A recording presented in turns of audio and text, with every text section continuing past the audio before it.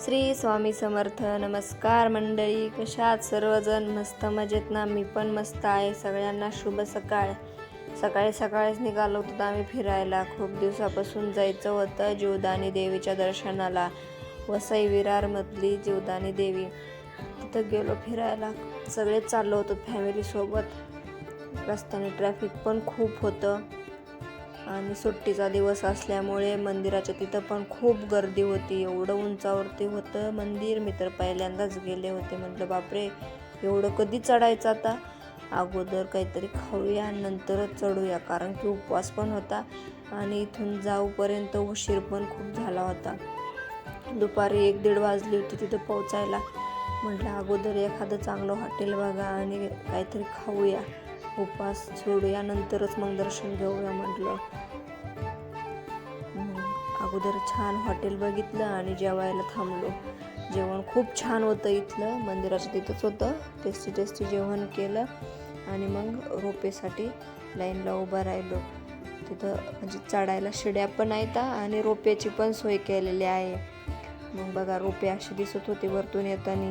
रोपेसाठी अगोदर तिकीट काढायला लागतंय, लाईनला उभा राहून. मग तिकीट काढलं. गर्दी पण खूप होती. मग असं काय दिसत होतं बाहेरचं वातावरण. जाताना वरती खूप छान वाटत होतं. सगळं झाडी डोंगर दिसत होते. काय ती झाडी, काय ते डोंगर, एकच नंबर. असलं भारी दिसत होतं. सगळे डोंगर. भीती पण वाटत होती खाली बघितलं तर. खूप एन्जॉय केला, खूप मज्जा आली. दर्शन पण खूप छान झालं. गर्दी होती, रविवार असल्यामुळे, सुट्टीचा दिवस असल्यामुळं, पण दर्शन खूपच छान झालं. किती सुंदर झालं. रोपेमधून उतरलो. नंतर मग लिफ्टने वरती गेलो मंदिराच्या तिथे.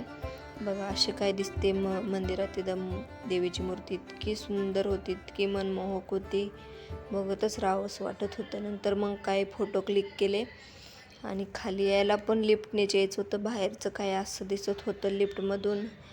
मग लिफ्टमधून रोपेमध्ये बसलो आणि खाली यायला निघालो. भीती पण वाटत होती ते खाली बघितलं की, एवढं उंचावर होतं ना, त्याच्यामुळं. मग पुन्हा घरी यायला निघालो. मग असा होता माझा आजचा दिवस. खूप एन्जॉय केला, खूप मज्जा आली. तुम्हाला कसा वाटला व्हिडिओ नक्की मला कमेंट करून सांगा. व्हिडिओ आवडल्यास लाईक करा, शेअर करा आणि सबस्क्राईब करा.